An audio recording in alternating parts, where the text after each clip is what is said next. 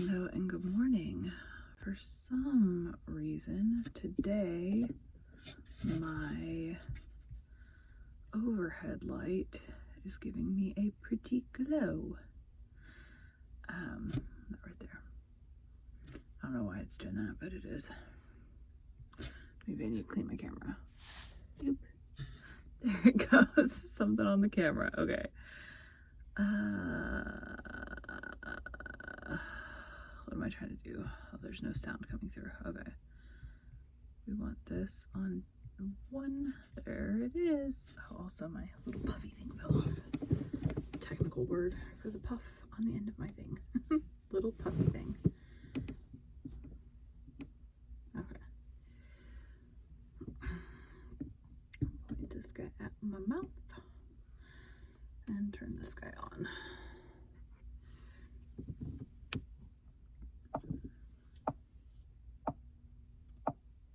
Welcome to Bite at a Time Books. Hold on,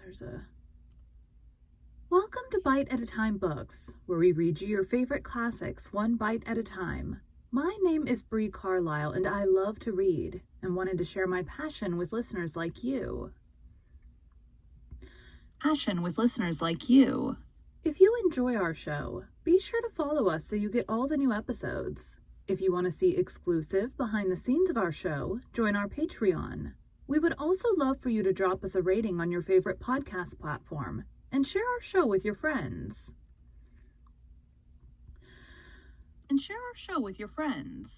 You can catch us on all the social medias at Bite at a Time Books. We are now part of the Bite at a Time Books Productions Network. If you ever wondered what inspired your favorite classic novelists to write their stories, what was happening in their lives or the world at the time, check out Bite at a Time Books, Behind the Story, wherever you listen to podcasts.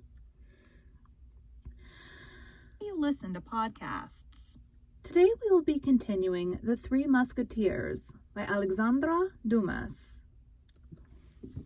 Sorry I don't talk as much anymore. The thingy scrolls relatively quickly, so I gotta make sure that I'm talking fast enough.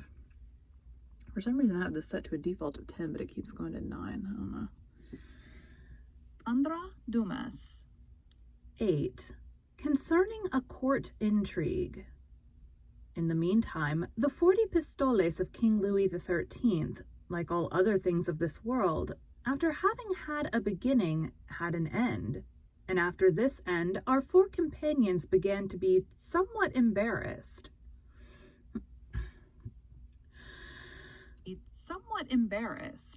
At first, Athos supported the association for a time with his own means. Porthos succeeded him, and thanks to one of those disappearances to which he was accustomed, he was able to provide for the wants of all for a fortnight. At last it became Aramis's turn, who performed it with a good grace, and who succeeded, as he said, by selling some theological books and procuring a few pistoles.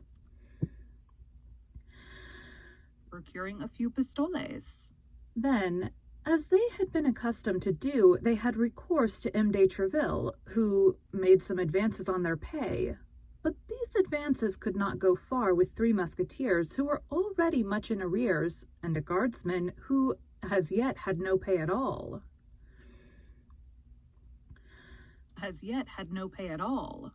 At length, when they found they were likely to be really in want, they got together, as a last effort, 8 or 10 pistoles, with which Porthos went to the gambling table. Unfortunately, he was in a bad vein. He lost altogether with 25 pistoles for which he had given his word.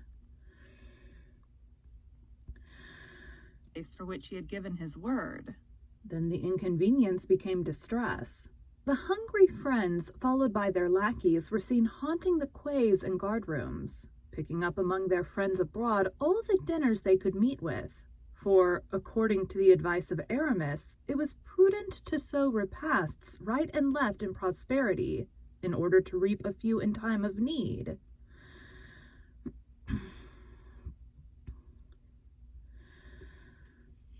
I like that this thing tells me roughly how long it'll take. Could be shorter if it would scroll a little bit faster. Reap a few in time of need. Athos was invited 4 times, and each time took his friends and their lackeys with him. Porthos had 6 occasions, and contrived in the same manner that his friends should partake of them.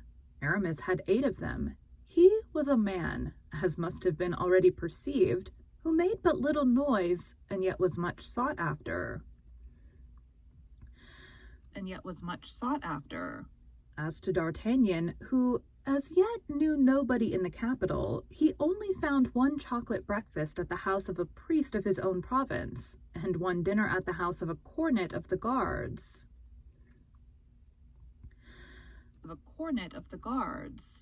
He took his army to the priests, where they devoured as much provision as would have lasted him for 2 months, and to the cornets, who performed wonders. But, as Planchet said, people do not eat at once for all time, even when they eat a good deal.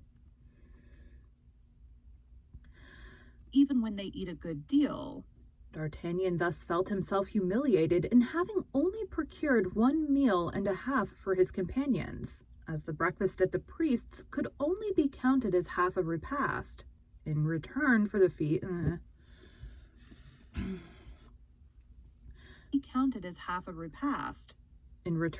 feasts, which Athos, Porthos, and Aramis had procured him, he fancied himself a burden to the society, forgetting in his perfectly juvenile good faith that he had fed the society for a month, and he set his mind actively to work.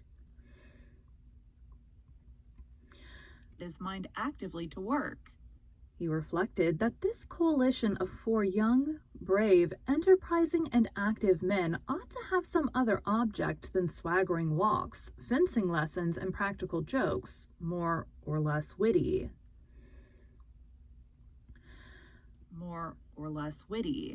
In fact, 4 men such as they were, 4 men devoted to one another, from their purses to their lives, 4 men always supporting one another, never yielding, executing singly or together the resolutions formed in common, 4 arms threatening the 4 cardinal points, or turning toward a single point, must inevitably, either subterraneously in open day, by mining in the trench, by cunning, or by force, open themselves a way toward the object they wish to attain, however well it might be defended, or however distant it may seem. God.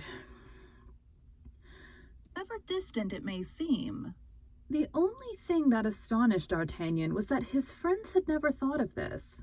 He was thinking by himself, and even seriously racking his brain to find a direction for this single force 4 times multiplied, with which he did not doubt, as with the lever for which Archimedes sought, they should succeed in moving the world, when someone tapped gently at his door.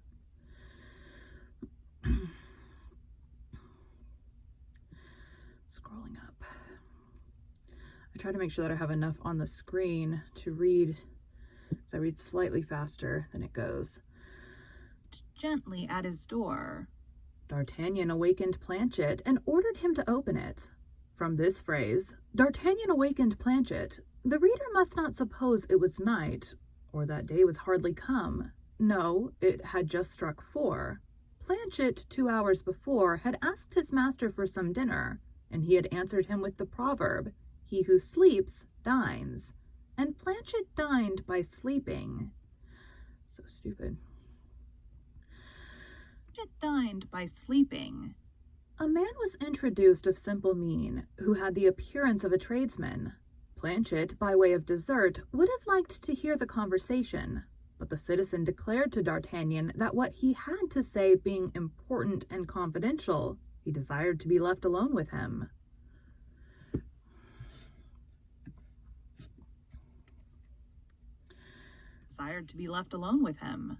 D'Artagnan dismissed Planchet and requested his visitor to be seated. There was a moment of silence, during which the 2 men looked at each other, as if to make a preliminary acquaintance, after which D'Artagnan bowed as a sign that he listened. "I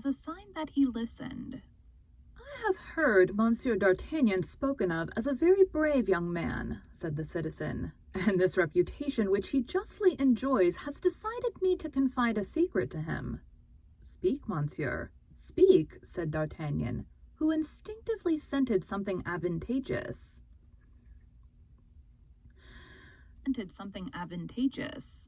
The citizen made a fresh pause and continued. I have a wife who is seamstress to the queen, monsieur, and who is not deficient in either virtue or beauty. I was induced to marry her about 3 years ago, although she had but very little dowry, because Monsieur Laporte, the queen's cloak-bearer, is her godfather and befriends her. Scrolly. Anyways, today's a Saturday for me. Godfather and befriends her. Well, monsieur? Asked D'Artagnan. Well, resumed the citizen. Well, monsieur, my wife was abducted yesterday morning, and she was coming out of her...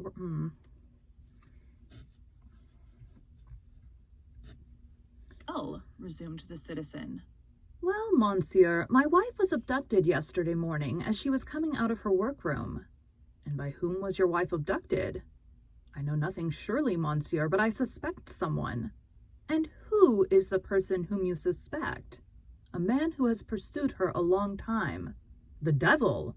But allow me to tell you, monsieur, continued... The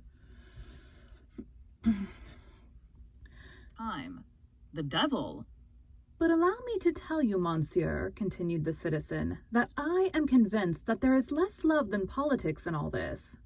Less love than politics, replied D'Artagnan with a reflective air. And what do you suspect? I do not know whether I ought to tell you what I suspect.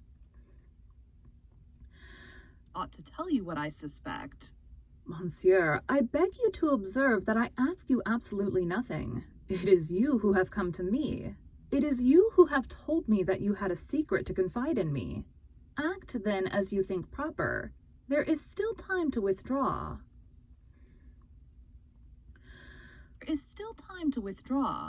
No, monsieur, no. You appear to be an honest young man, and I will have confidence in you. I believe, then, that it is not on account of any intrigues of her own that my wife has been arrested, but because of those of a lady much greater than herself.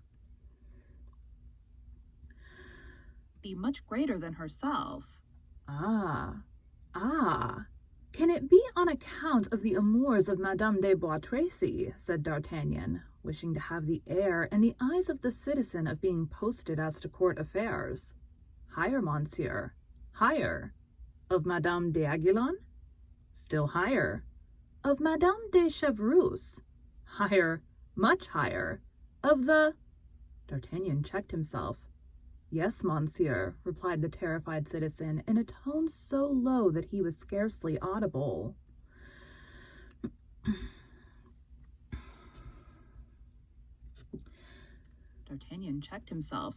Yes, monsieur, replied the terrified citizen, in a tone so low that he was scarcely audible. And with whom? With whom can it be, if not the Duke of... The Duke of... Yes, monsieur, replied the citizen, giving a still fainter intonation to his voice.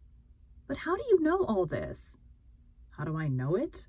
Yes, how do you know it? No half-confidence, or... You understand. I know it from my wife, monsieur, from my wife herself.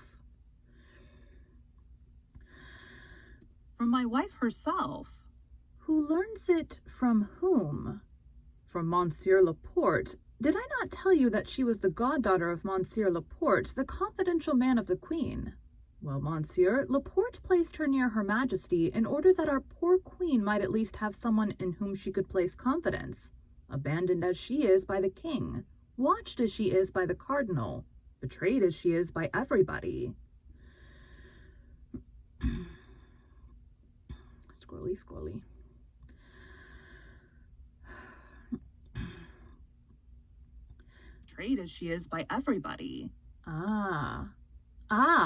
It begins to develop itself, said D'Artagnan. Now, my wife came home 4 days ago, monsieur. One of her conditions was that she should come and see me twice a week, for, as I had the honor to tell you, my wife loves me dearly.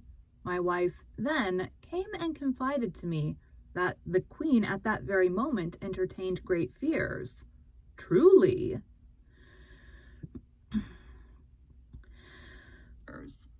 Truly?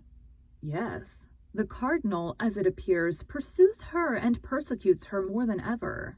He cannot pardon her the history of the saraband. You know the history of the saraband? Pardieu, know it, replied D'Artagnan, who knew nothing about it, but who wished to appear to know everything that was going on. Excuse me, sounds about right. Excuse me again. Know everything that was going on. So that now it is no longer hatred, but vengeance. Indeed. And the Queen believes... Well, what does the Queen believe? She believes that someone has written to the Duke of Buckingham in her name. In the Queen's name? Yes, to make him come to Paris, and when once come to Paris, to draw him into some snare. Seems like a trap. To draw him into some snare. The devil! But your wife, monsieur, what has she to do with all this?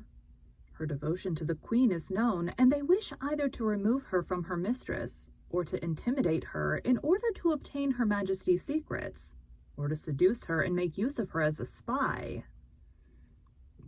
This guy, it feels like this guy's is like trying to trick him. I have seen the movie, but it's been a very long time. Make use of her as a spy. That is likely, said D'Artagnan. But the man who has abducted her, do you know him? I have told you that I believe I know him. His name? I do not know that. What I do know is that he is a creature of the cardinal, his evil genius. But you have seen him? Yes, my wife pointed him out to me one day. Pointed him out to me one day. Has he anything remarkable about him by which one may recognize him? Oh, certainly. He is a noble of very lofty carriage, black hair, swarthy complexion, piercing eye, white teeth, and has a scar on his temple.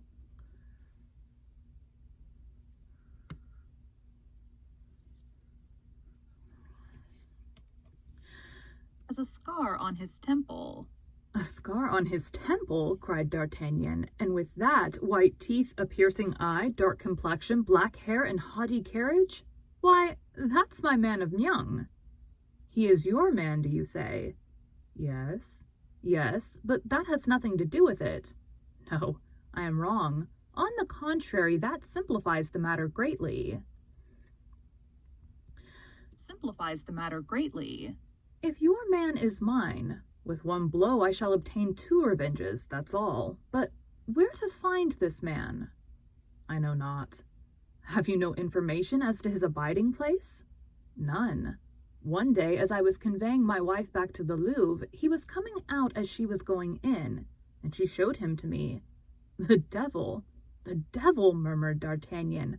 All this is vague enough. From whom have you learned of the abduction of your wife? Of the abduction of your wife. From Monsieur Laporte. Did he give you any details? He knew none himself. And you have learned nothing from any other quarter. Yes, I have received... What? I fear I am committing a great imprudence. You always come back to that, but I must make you see this time that it is too late to retreat.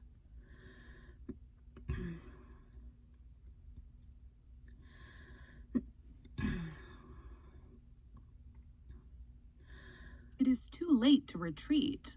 I do not retreat, mordieu, cried the citizen, swearing in order to rouse his courage. Besides, by the faith of Bonacieux... You call yourself Bonacieux, interrupted D'Artagnan. Yes, that is my name. You said, then, by the word of Bonacieux. Pardon me for interrupting you, but it appears to me that that name is familiar to me.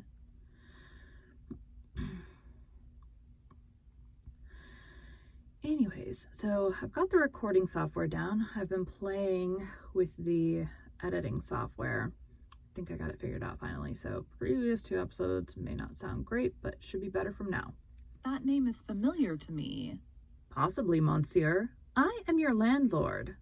Ah, said D'Artagnan, half rising and bowing. You are my landlord. Yes, monsieur, yes. And as it is 3 months since you have been here, and though distracted as you must be in your important occupations, you have forgotten to pay me my rent. As I say, I have not tormented you a single instant. I thought you would appreciate my delicacy. Would appreciate my delicacy. How can it be otherwise, my dear Bonacieux? Replied D'Artagnan. Trust me, I am fully grateful for such unparalleled conduct, and if, as I told you, I can be of any service to you. I believe you, monsieur, I believe you, and as I was about to say, by the word of Bonacieux, I have confidence in you. Finish, then. What were you about to say? What were you about to say? The citizen took a paper from his pocket and presented it to D'Artagnan. A letter? Said the young man, which I received this morning. D'Artagnan opened it, and as the day was beginning to decline, he approached the window to read it. The citizen followed him. Do not seek your wife, read D'Artagnan. She will be restored to you when there is no longer occasion for her. If you make a single step to find her, you are lost. That's pretty positive, continued D'Artagnan, but after all, it is but a menace. Well, it is but a menace. Yes, but that menace terrifies me. I am not a fighting man at all, monsieur. I am afraid of the Bastille. Said D'Artagnan. I have no greater regard for the Bastille than you. If it were nothing but a sword thrust, why then... I have counted upon you on this occasion, monsieur. Yes?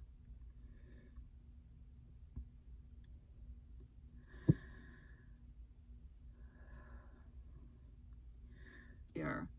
Yes? Seeing you constantly surrounded by musketeers of a very superb appearance, and knowing that these musketeers belonged to Monsieur de Treville, and were consequently enemies of the cardinal, I thought that you and your friends, while rendering justice to your poor queen, will be pleased to play his eminence an ill turn.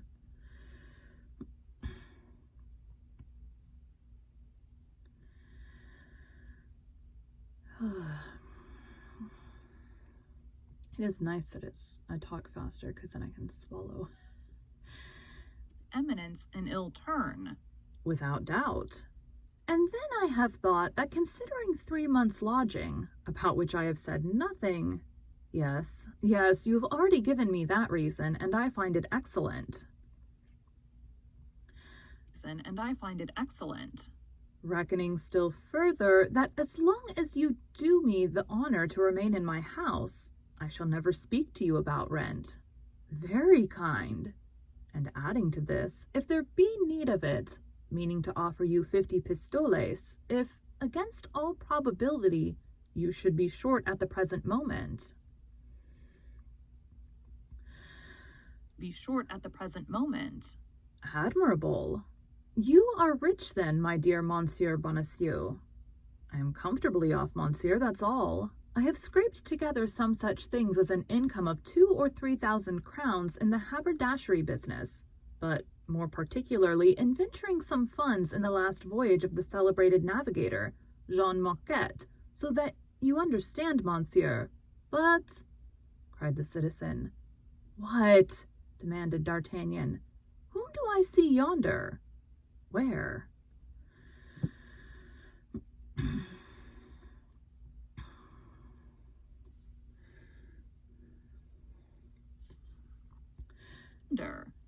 Where?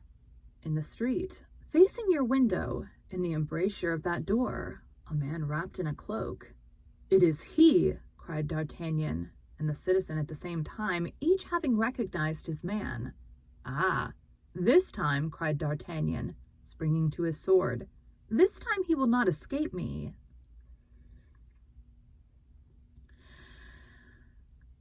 This time he will not escape me. Drawing his sword from its scabbard, he rushed out of the apartment. On the staircase he met Athos and Porthos, who were coming to see him. They separated, and D'Artagnan rushed between them like a dart. "Pah! Where are you going?" cried the 2 musketeers in a breath. "The man of Meung," replied D'Artagnan, and disappeared. 2 minutes to go. My bangs are tickling my eye.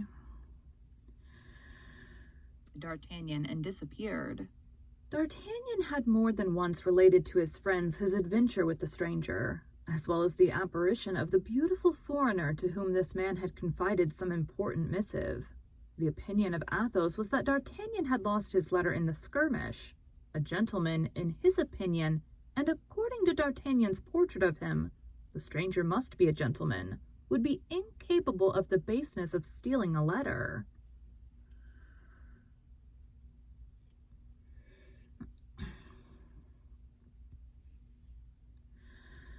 Baseness of stealing a letter. Porthos saw nothing in all this but a love meeting, given by a lady to a cavalier, or by a cavalier to a lady, which had been disturbed by the presence of D'Artagnan and his yellow horse. D'Artagnan and his yellow horse. Aramis said that as these sorts of affairs were mysterious, it was better not to fathom them. They understood then from the few words which escaped from D'Artagnan what affair was in hand, and as they thought that overtaking his man, or losing sight of him, D'Artagnan would return to his rooms, they kept on their way. Less than a minute.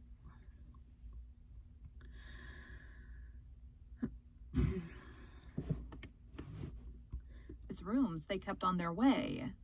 When they entered D'Artagnan's chamber, it was empty. The landlord, dreading the consequences of the encounter which was doubtless about to take place between the young man and the stranger, had, consistent with the character he had given himself, judged it prudent to decamp.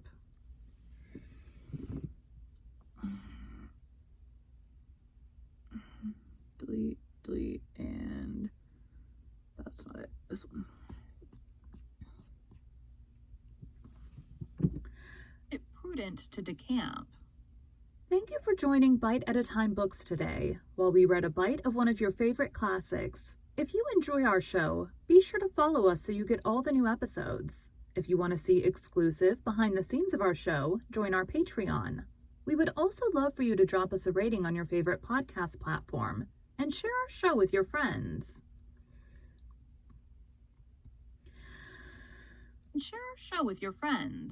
You can catch us on all the social medias at Bite at a Time Books.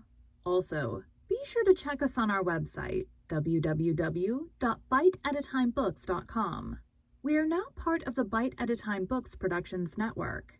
If you ever wondered what inspired your favorite classic novelists to write their stories, what was happening in their lives or the world at the time, check out Bite at a Time Books, Behind the Story, Tuesdays wherever you listen to podcasts. Again, my name is Bree Carlisle, and I hope you come back tomorrow while we take the next bite of the Three Musketeers. Boop. Excuse me. All right. Thanks, guys. I've got somewhere I gotta be in a little bit, so I'll come back and record another one when I get back. Because I'm not sure how long is this next one. Yeah, 26 minutes. All right, thanks, guys.